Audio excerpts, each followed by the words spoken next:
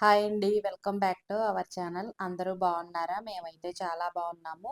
Today vlog వచ్చేసి ఈ రోజు నుంచి స్టార్టింగ్ కదా నవరాత్రులు. అందుకోసం అనేసి ఎర్లీ మార్నింగే లేచి ఇంట్లో పనంతా చేసుకొని పూజ అయితే చేసుకుంటూ ఉంటారు అందరూ. ప్రతిరోజు ఇంట్లో ఉండే పనులన్నీ అయిపోయినాయి. ప్రదీప్‌కి అయితే కాలేజీ ఉంది. మాస్టర్‌కి అయితే హాలిడేస్ అయితే ఇచ్చేశారు. అందుకోసం అనేసి ఎర్లీ మార్నింగ్ పూజ అయితే కంప్లీట్ చేయలేదు. ప్రదీప్ కాలేజీకెళ్ళిన తర్వాత స్టవ్ అన్నీ క్లీన్ చేసుకొని పూజ చేసుకోవచ్చనేసి మార్నింగ్ పండుకి తన వరకు టిఫిన్ ఏసేసి, అలాగే వంట కూడా చేసి లంచ్ బాక్స్ అయితే ప్రిపేర్ చేశాను. తనైతే కాలేజీకెళ్ళిపోయాడు. ఫాస్ట్‌గా అయిపోయిద్ది అని బంగాళదుంప ఫ్రై అయితే చేసి పంపించేశాను. హడావుడిగా మార్నింగ్ తనకి వంట చేయకుండా ఇలా పూజ అంతా చేసుకుంటా ఉంటే తనకి కాలేజీ బస్సు మిస్ అయిపోతది. అందుకోసం అనేసి తను కాలేజీకెళ్ళిపోయిన తర్వాత నిదానంగా పూజ చేసేసుకోవచ్చని ఫస్ట్ బ్రేక్‌ఫాస్ట్ అలాగే వంట చేశాను. అందుకోసం అనేసి కొంచెం లేట్ అయితే అయిపోయింది పూజ.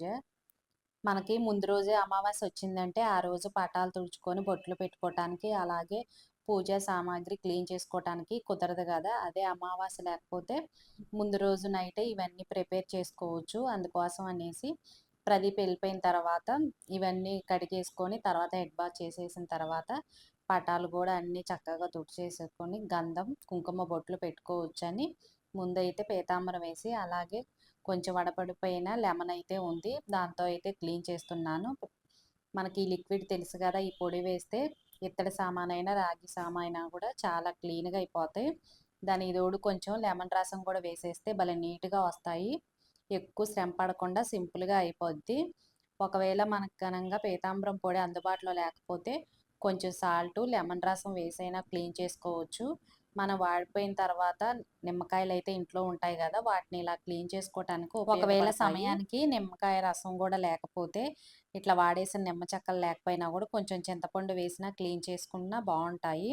ఎక్కువ శాతం అయితే మనకి ఈ పొడి అందుబాటులో ఉంచుకోవటం మంచిది. పొడి వేసి ఇట్లా క్లీన్ చేసేసుకుంటే కొత్త వాటిల్లాగే ఉండిద్ది. కొంచెం జిడ్డు అటువంటిది గూడా ఏమీ అనిపిచ్చదు.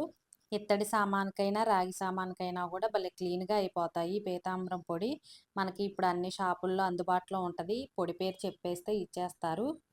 పూజ సామాగ్రి మొత్తం క్లీన్ అయిపోయిన తర్వాత మళ్ళా గదులన్నీ ఊడ్చి, తుడిచేసి తర్వాతయితే హెడ్ బాత్ అయితే చేసొచ్చాను. ఇప్పుడైతే దేవుడి పటాలన్నీ తుడిచి, గంధం, కుంకుమ బొట్లయితే పెట్టాను.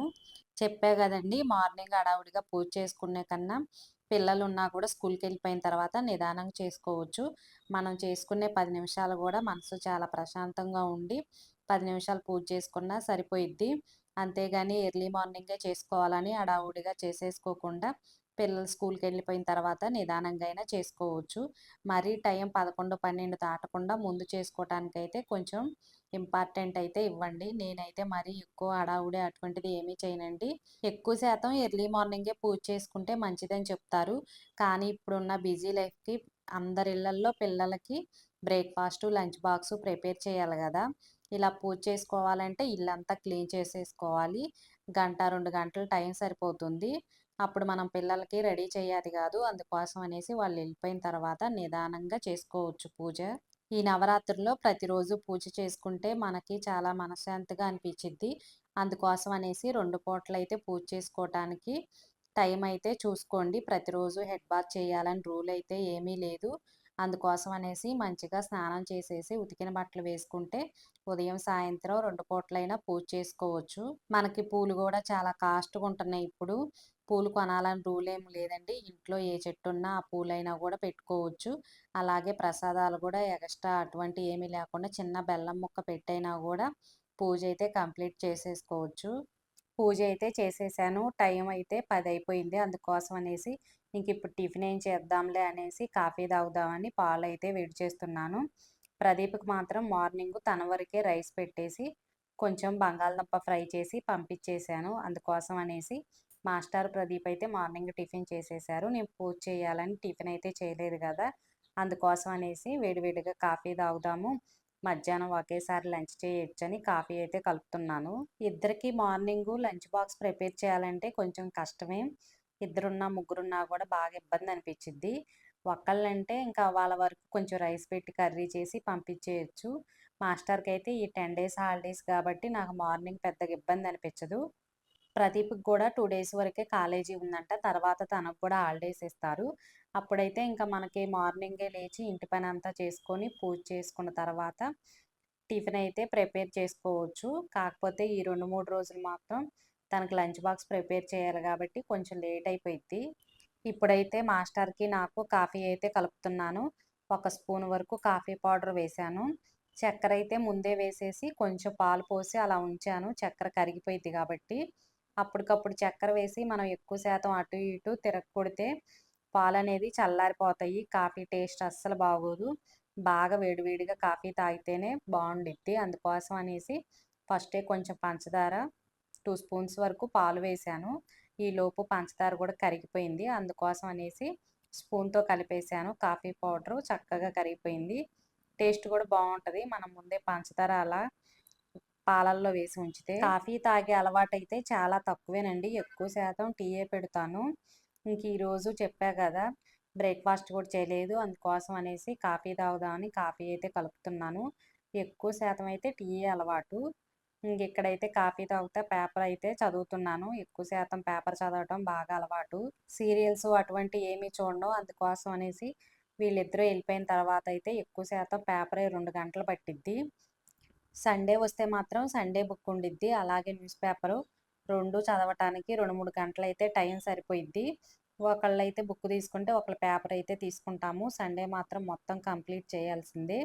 ఇంక మామూలు టైంలో అయితే వీళ్ళిద్దరూ స్కూల్‌కెళ్ళిపోయిన తర్వాత పనంతా అయిపోయిన తర్వాత న్యూస్ పేపర్ మొత్తం చదవాల్సిందే. ఇంక ఈరోజైతే కొంచెం లేట్ అయింది గదా! కాఫీ తాగుతా చదివాను.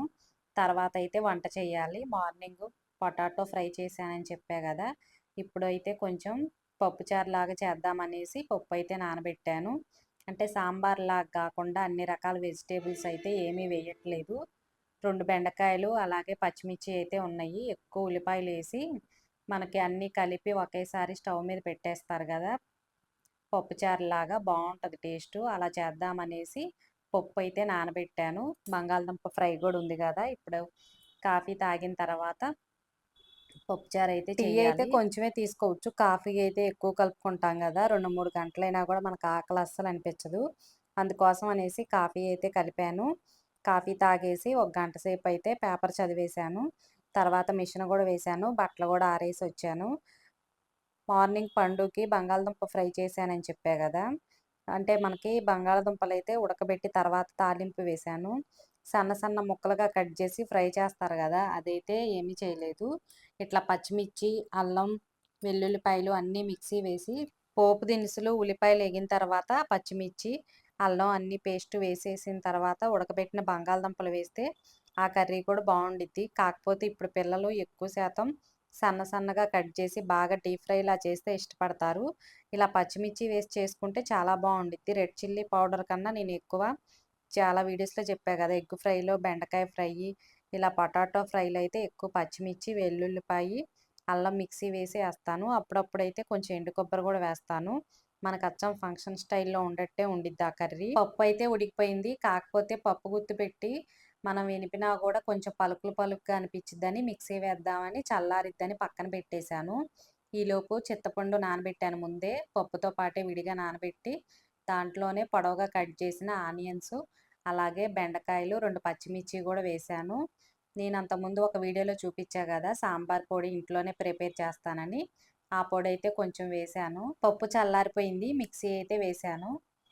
మనకి ఈ పప్పుచారనేది టేస్ట్ చాలా బావుండిద్ది. సాంబార్ కాకుండా అప్పుడప్పుడు ఇలా చేసుకోండి. ఇది గూడా బావుండిద్ది. మా చిన్నప్పుడైతే మా అమ్మ వాళ్ళు అన్ని రకాల వెజిటబుల్స్ వేసేసి, ఒకేసారి చింతపండు రసంలో ఇలా ఉడకబెట్టి లాస్ట్‌లో అయితే తాలింపు వేసేవాళ్ళు.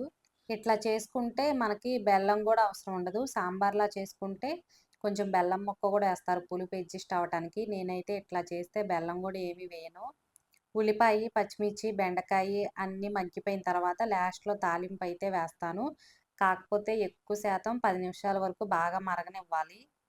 తాలింపుకైతే మినపప్పు, శనగపప్పు అటువంటిది ఏమీ వేయలేదు. జీలకర్ర, ఆవాలు అలాగే పావు టీ స్పూన్ వరకు ఇంగువ వేసి, దంచిన వెల్లుల్లిపాయి, ఎండుమిర్చి, కరివేపాకైతే వేసి తాలింపయితే వేసేశాను. పప్పుచారైతే చాలా బావున్నాయి. ఒకసారి ఇలా గూడా ట్రై చేయండి. మరీ బాగా చిక్కగా అనిపించకుండా సాంబార్‌లాగా ఇట్లా కొంచెం ఉంటే పలచగా బావుంటాయి.